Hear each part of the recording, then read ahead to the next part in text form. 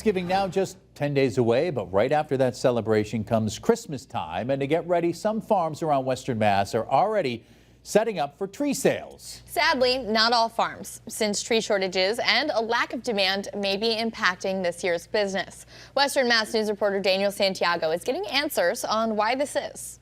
We've sold Christmas trees here on this lot for 30 years and hope to do it for another 30. That's John Burney, the owner of Meadowbrook Farm in East Longmeadow.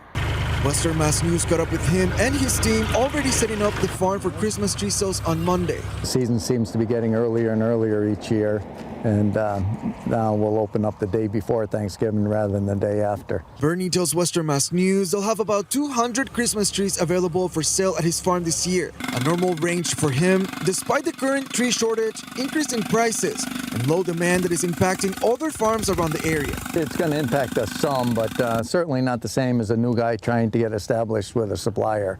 That long-term history has some weight when the market gets tight. And while Meadowbrook Farms here in East Longmeadow is already setting up the stakes for the Christmas tree sales, other farms in Western Mass aren't as lucky. You'll see some farms shutting down this year because it takes a lot of help and labor's a little bit more expensive now, but the tree prices in our area I don't think are gone up enough yet to justify it. We found the owner of Silverbird Farm, Michael Moore, is not selling Christmas trees this year.